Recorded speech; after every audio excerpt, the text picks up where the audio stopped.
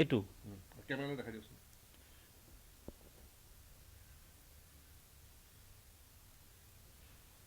এইটো ক্লোজত দিলে গম পাব। তাত এটা হোৱাটছআপ নাম্বাৰো আছে। ক্লোজ কৰি দিয়ক। এইটো ইতিমধ্যে ছ'চিয়েল মিডিয়া পেজত গৈছে মোৰ। তাত আপুনি কি দিলে? মুখ্যমন্ত্ৰীৰ হেৰিটো দিছে। মুখ্যমন্ত্ৰীৰ মন্তব্যটো মই ৰেকৰ্ডিং কৰি মই নিজে আকৌ এটা নোট লিখি আৰু লগতে মুখ্যমন্ত্ৰীৰ মন্তব্য দিয়াৰ লগে এইটোতো গুগলত আপলোডো হৈ যায়, অফিচিয়েল ষ্টেটমেণ্ট হৈ যায়।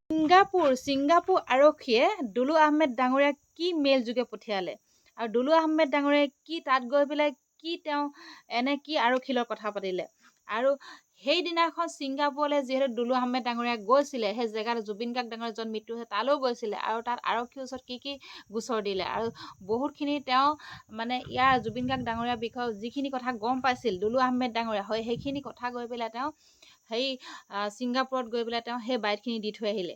এতিয়া আৰু আচলতে মেইল যোগে আৰক্ষীৰ লগত কি তেওঁলোকৰ আলোচনা হৈছিল, কথোপকথন হৈছিল মেইল যোগে। এই ভিডিঅ'টো শেষলৈকে চাব। আচলতে দুলু আহমেদ ডাঙৰীয়াই বহুতখিনি কথা কৈছে। তেওঁ মানে কথাখিনি হয়তো তেওঁ তদন্তত বহুতখিনি জোৰ পৰিছে, তদন্ত কৰিবলৈ ভাল হৈছে। মানে যিখিনি কথা ক'লে, যিখিনি কথা জানে ছিংগাপুৰৰ বিষয়ে বা জুবিন গাৰ্গ ডাঙৰীয়াৰ বিষয়ে বা সিদ্ধাৰ্থহঁতৰ কথা শ্যামকানুহঁতৰ বিষয়ে হয়তো জুবিন দাই এটা টাইমত কৈছিলে চাগে, সেইকাৰণে গৈ হয়তো তেওঁলোকে ছিংগাপুৰত গৈ পেলাই সেই বাইট দি থৈ আহিলে আৰু ছিংগাপুৰত য'ত মৃত্যু হৈছিলে সেই জেগাখিনিও চাই থৈ আহিলে। আজি দুলু আহমেদ ডাঙৰীয়াই বহুতখিনি মন্তব্য দাঙি ধৰিছে। মানে যিহেতু চাৰ্জশ্বিটখন দাখিল কৰা কথা আছিলে 8 তাৰিখে, কিন্তু এতিয়া পিছুৱাই গৈছে। মানে তেওঁলোকৰ মানে এতিয়া যিহেতু বাহিৰৰ পৰা ছিংগাৰ আনিছে ইয়াত গান গোৱাব, তেওঁলোকৰ এতিয়া সেই মুখ্যমন্ত্ৰী ডাঙৰীয়াক ভালকৈ মানে এতিয়া জাৰণ দিছে। এই ভিডিঅ'টোৰ যোগেদি আপোনালোকে জানিব পাৰিব মুখ্যমন্ত্ৰী ডাঙৰীয়া যিখিনি মানে কাণ্ড কৰি থাকে, মানে বৰ সাংঘাতিক ধৰণৰ কাণ্ড কৰি থাকে। এতিয়া এই দুলু আহমেদ ডাঙৰীয়ানো কি ক'লে আপোনালোকে শুনক, একদম ভিডিঅ'টো শেষলৈকে চাব লাগিব। আচলতে মানে জুবিন গাৰ্গ ডাঙৰীয়া ন্যায় নামত কি হৈ আছে, মানে ইলুট বিলুট হৈ আছে। চাৰ্জশ্বিটখনো যাতে ইলুট পিলুট হ'লে মানে বৰ সাংঘাতিক ধৰণৰ ঘটনা হ'ব। যিটো কথা ভাবি আছে অসমৰ ৰাইজে যে জুবিন গাৰ্গ ন্যায় পাব, SIT ভালকৈ তদন্ত কৰি আছে, SIT কি তদন্ত কৰি আছে, এতিয়া চাৰ্জশ্বিটখনহে গম পাব। চাৰ্জশ্বিটখন ওলালেহে মানে অসমৰ ৰাইজে গম পাব আচলতে জুবিন গাৰ্গ ডাঙৰীয়াৰ লগত কি হৈছিল নে কি ওলাব। সেইটো এতিয়া মানে সকলোৱে মানে অপেক্ষাৰে বাট চাই ৰৈ আছে। মই আজি 10 দিনমান আগেহে গম পাইছোঁ, 10-15 দিন আগে। কিন্তু 8 তাৰিখে চাৰ্জশ্বিট দিব বুলি মুখ্যমন্ত্ৰী আগে ঘোষণা কৰিছিলে। গতিকে 8 তাৰিখে চাৰ্জশ্বিট দিব ঘোষণা কৰিছিল। তাৰপিছত কেইদিনমান পাছত দেখিলোঁ যে পষ্টমেলনৰ এইটোতো পষ্টমেলনৰ হঠাৎটো ফিক্স হোৱা প্ৰগ্ৰেম নহয়, বহুত আগে কৰিছিলে। কিন্তু জুবিন গাৰ্গৰ হত্যাৰ গোচৰৰ চাৰ্জশ্বিটখন বেছি ইম্পৰ্টেণ্ট আছিলে 8 তাৰিখে দিয়াটো। মই ভাবিছিলোঁ যে 8 তাৰিখে এইখন দিব আৰু হয়তো পষ্টমেলনৰ শ্ব'টো পিছুৱাই দিব, কিন্তু উল্টা হ'ল। শ্ব'টো ঠিকে ৰাখিলে, চাৰ্জশ্বিটখনৰ ডেটটোহে পিছুৱাই গ'ল। তাৰমানে ৰায় পোৱাই নাই। অসমত বিদেশী ছিংগাৰ আহি ইয়াতে কোটি কোটি টকা লৈ এতিয়া চাব, এয়াৰপৰ্টত আপোনালোকে যাবচোন, ডাঙৰ ডাঙৰ গাড়ী দেখিব, পুলিচ দেখিব, ডক্তৰ দেখিব, এম্বুলেঞ্চ দেখিব, প্ৰাইভেট ছিকিউৰিটি দেখিব। এই আছাম টুৰিজিমেতো আয়োজন কৰিব। কিন্তু ঠিক আমাৰ অসমৰ ছিংগাৰগৰাকী যেতিয়া ছিংগাপুৰত গৈছিলে, এই টুৰিজিম বিভাগৰ কিন্তু এইটো দায়িত্ব নহ'ল। এগৰাকী ডক্তৰ দেখিলে নে পুলিচ দেখিলে নে ব্যক্তিগত হেৰি দেখিলে নে এম্বুলেঞ্চ দেখিলে? এম্বুলেঞ্চ দেখিছে, মানে ডেড বডিটো লৈ যোৱাৰ সময়ত। এইটো এটা ডাঙৰ প্ৰশ্ন আহিল। আৰু ঘটনাটো হৈছে ছিংগাপুৰত, আৰু দোষী ঘোষণা হৈছে অসমৰ বিধানসভাৰ মজিয়াত। মই লগে লগে ছিংগাপুৰ পুলিচত মই মেইল কৰিছোঁ যে আজি এটা ডাঙৰ ডেভেলপমেণ্ট আছে, কাৰণ মোৰ গোচৰৰ তদন্ত চলি আছে। আৰু ছিংগাপুৰ পুলিচে অৱশ্যে 16 অক্টোবৰ তাৰিখে এটা কথা কৈ থৈছে যে জুবিন গাৰ্গৰ মৃত্যুটো পানীত ডুবাৰ কাৰণে হৈছিলে, সাধাৰণ ঘটনা বুলি কৈছিলে, ন' ফাউল প্লে বুলি কৈছিলে। তথাপিও যিহেতু কিবা এটা কণ্ট্ৰভাৰ্চিয়েল গোটেই সমগ্ৰ বিশ্বত হৈছে, তেখেতসকলে 3 মাহ সময় বিচাৰিছে। প্ৰথম কথা হ'ল, মই যিটো ছিংগাপুৰ পুলিচক মই মেইল পঠালোঁ মুখ্যমন্ত্ৰীৰ বিধানসভাত মন্তব্য দিয়াৰ পিছত, সেই মেইলটোৰ কি ৰিপ্লাই আহিছে মই আপোনাক এইটো দেখাই দিওঁ আগে। সেইটো 1 মিনিট। এইটো কেমেৰালৈ দেখাই দিয়কচোন।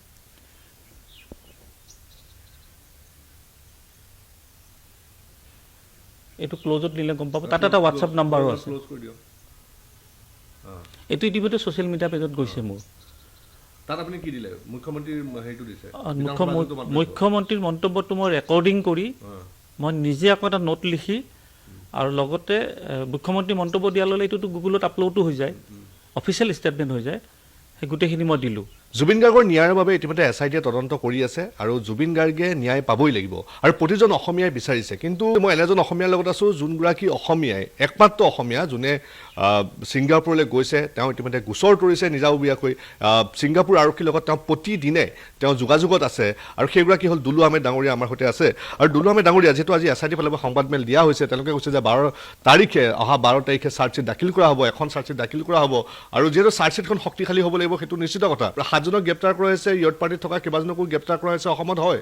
কিন্তু 11জন প্ৰৱাসী অসমীয়া তেওঁলোকতো বাহিৰতে আছে, মুকলি আকাশৰ তলতে আছে।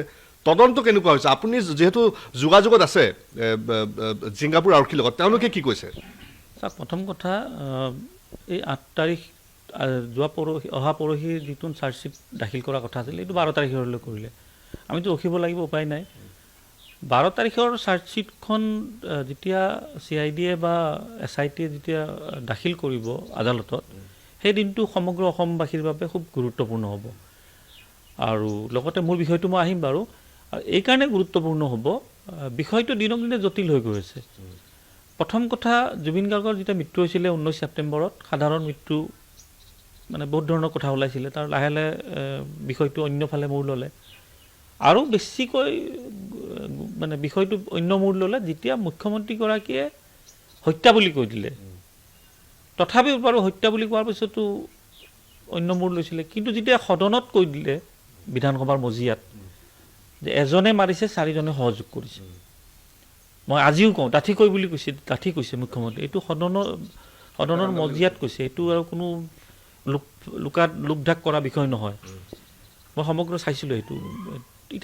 এতিয়া মূল কথাটো হৈ গ'ল, যদি এজনে মাৰিছে 4জনে হত্যা কৰিছে, এই 7জন যে গ্ৰেপ্তাৰ হৈ আছে, এই 7জনৰে সেই 5জন নেকি? এইটো এটা ডাঙৰ প্ৰশ্ন আহিল। আৰু ঘটনাটো হৈছে ছিংগাপুৰত আৰু দোষী ঘোষণা হৈছে অসমৰ বিধানসভাৰ মজিয়াত। কথাবিলাক খুব খেলি মেলি পাই আছোঁ। তথাপি 12 তাৰিখলৈ মই ৰখিছোঁ।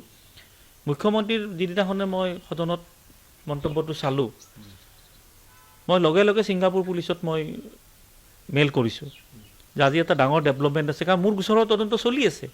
আৰু ছিংগাপুৰ পুলিচে অৱশ্যে 16 অক্টোবৰ তাৰিখে এটা কথা কৈ থৈছে যে জুবিন গাৰ্গৰ মৃত্যুটো পানীত ডুবাৰ কাৰণে হৈছিলে, সাধাৰণ ঘটনা বুলি কৈছিলে, ন' ফাউল প্লে বুলি কৈছিলে।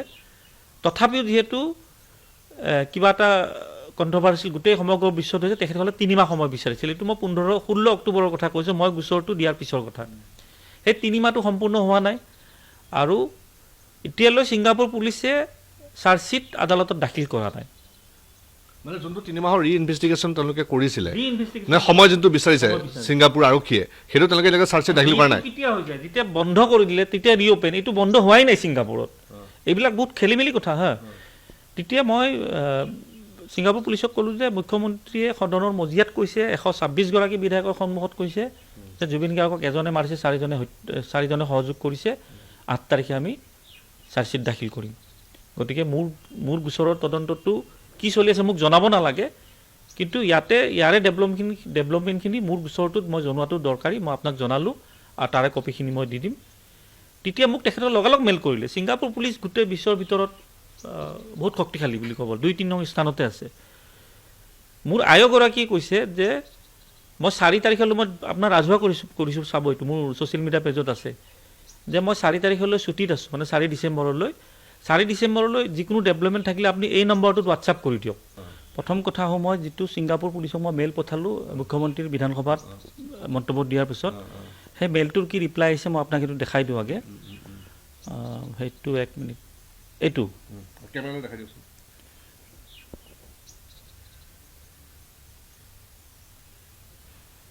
এইটো ক্ল'জত দিলে গম পাব, তাত এটা হোৱাটছআপ নাম্বাৰো আছে। এইটো ইতিমধ্যে ছ'চিয়েল মিডিয়া পেজত গৈছে মোৰ। তাত আপুনি কি দিলে? মুখ্যমন্ত্ৰীৰ হেৰিটো দিছে, মুখ্যমন্ত্ৰীৰ মন্তব্যটো মই ৰেকৰ্ডিং কৰি মই নিজে আকৌ এটা নোট লিখি, আৰু লগতে মুখ্যমন্ত্ৰী মন্তব্য দিয়াৰ লগে এইটোতো গুগলত আপলোডো হৈ যায়, অফিচিয়েল ষ্টেটমেণ্ট হৈ যায়, সেই গোটেইখিনি মই দিলোঁ। এই মেইলটোৰ পিছতে ছিংগাপুৰ পুলিচৰ পৰা যিটো মেইল মোৰ তাত আহিছে, এই অহাটো মই দেখালোঁ, তাত এটা হোৱাটছআপ নাম্বাৰ দিছে, নিশ্চয় দেখিছে। মই হোৱাটছআপ নাম্বাৰটোতো মই পঠাই দিছোঁ, 1 মিনিট। ছিংগাপুৰ পুলিচে যিটো মোক হোৱাটছআপৰ ৰিপ্লাই দিছে বা যিটো মেইলৰ ৰিপ্লাই দিছে, মই হোৱাটছআপৰ ৰিপ্লাইটো কৈ দি আছোঁ। মানে মুখ্যমন্ত্ৰী বিধানসভাত স্পীচটো দিয়াৰ পিছৰ কথা, এই same day dear Dulu Ahmed, Singapore পুলিচে দিয়াটো। Number 1, we refer to your information above. 2 number, Singapore police force had taken note of the above information and forwarded it to the relevant department for their follow-up action. ঠিক আছে? We will not be providing you with the investigation outcome due to confidential issue. Singapore পুলিচে এতিয়াও কৈ আছে যে তুমি যি কৰি আছা আমি চব তদন্ত কৰিছোঁ, কিন্তু তদন্ত প্ৰক্ৰিয়াটো আমি ৰাজহুৱা নকৰোঁ, নজনাওঁ, যিটো নিয়ম। চাইটিৰ পৰাতো দুজন ইয়াৰ পৰা বিষয়া গৈছিলে, আৰক্ষী বিষয়া গৈছিলে ছিংগাপুৰলৈ। আপুনি যে কৈছে, আপুনি টক শ্ব'টো কৈছে আপুনি যে ইনভেষ্টিগেশ্যন অফিচাৰ যোৱা নাই বুলি যে কৈছে আপুনি।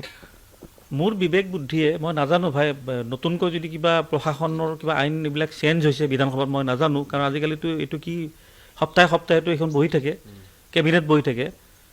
যিকোনো গোচৰৰ তদন্তকাৰী বিষয়া মানে ইনভেষ্টিগেশ্যন অফিচাৰ, যেনে মোৰ গোচৰত ছিংগাপুৰত মোক নাম দি দিছে আগষ্ট লিম বুলি, আপোনাৰ গোচৰৰ ইনভেষ্টিগেশ্যন অফিচাৰ। তো ইয়াৰে ইনভেষ্টিগেশ্যন অফিচাৰ কোনোবা এগৰাকী নিয়োগ কৰিছে, কিন্তু তেওঁকতো মইতো জানাত তেওঁ যোৱা নাই ছিংগাপুৰ। যিহেতু এইকেইদিন এটা ছ'চিয়েল মিডিয়াৰ এটা যিহেতু বিষয় ওলাই আছে, পষ্ট মেলনক যিহেতু তেওঁ ইয়ালৈ মাতিছে, 8 তাৰিখে তেওঁৰ প্ৰগ্ৰেম আছে, আৰু যথেষ্ট সংখ্যক লোকে কিন্তু ইয়াত কিন্তু তেওঁলোকে মন্তব্য কৰা দেখা গৈছে, সমালোচনা কৰা দেখা গৈছে। আপুনি এইটো বিষয় কেনেকৈ চাইছে? 8 তাৰিখটো প্ৰথম এইটো কি নাম, পষ্ট মেলন নে কোন, এইটো মই আজি 10 দিনমান আগেহে গম পাইছোঁ, 10-15 দিন আগে। কিন্তু 8 তাৰিখে চাৰ্জশ্বিট দিব বুলি মুখ্যমন্ত্ৰী আগে ঘোষণা কৰিছিলে। গতিকে 8 তাৰিখে চাৰ্জশ্বিট দিব ঘোষণা কৰিছিল, তাৰপিছত কেইদিনমান পিছত দেখিলোঁ যে পষ্ট মেলনৰ হঠাৎটো ফিক্স হোৱা প্ৰগ্ৰেম নহয়, বহুত আগে কৰিছিলে। কিন্তু জুবিন গাৰ্গৰ হত্যাৰ গোচৰৰ চাৰ্জশ্বিটখন বেছি ইম্পৰ্টেণ্ট আছিলে 8 তাৰিখে দিয়াটো। মই ভাবিছিলোঁ যে 8 তাৰিখে এইখন দিব আৰু হয়তো পষ্ট মেলনৰ শ্ব'টো পিছুৱাই দিব, কিন্তু উল্টা হ'ল। শ্ব'টো ঠিকে ৰাখিলে, চাৰ্জশ্বিটখনৰ ডেটটোহে পিছুৱাই গ'ল। চাৰ্জশ্বিটখনটো সম্পূৰ্ণ সাজু বুলিয়ে কৈছে। তাৰমানে ৰায় পোৱাই নাই, অসমত বিদেশী ছিংগাৰ আহি ইয়াতে কোটি কোটি টকা লৈ এতিয়া চাব, এয়াৰপৰ্টত আপোনালোকে যাবচোন, ডাঙৰ ডাঙৰ গাড়ী দেখিব, পুলিচ দেখিব, ডক্তৰ দেখিব, এম্বুলেঞ্চ দেখিব, প্ৰাইভেট ছিকিউৰিটি দেখিব। এই আছাম টুৰিজিমেতো আয়োজন কৰিব, কিন্তু ঠিক আমাৰ অসমৰ ছিংগাৰগৰাকী যেতিয়া ছিংগাপুৰত গৈছিলে, এই টুৰিজিম বিভাগৰ কিন্তু এইটো দায়িত্ব নহ'ল। এগৰাকী ডক্তৰ দেখিলে নে পুলিচ দেখিলে নে ব্যক্তিগত হেৰি দেখিলে নে এম্বুলেঞ্চ দেখিলে? এম্বুলেঞ্চ দেখিছে, মানে ডেড বডিটো লৈ যোৱাৰ সময়ত তাৰ আগে দেখিলে নেকি কিবা এম্বুলেঞ্চ? এয়া হৈ গ'ল চৰকাৰখনৰ, এইবিলাক বাদ দিয়ক, এইবিলাক বহুত কথা আছে, আহক সময়ত আৰু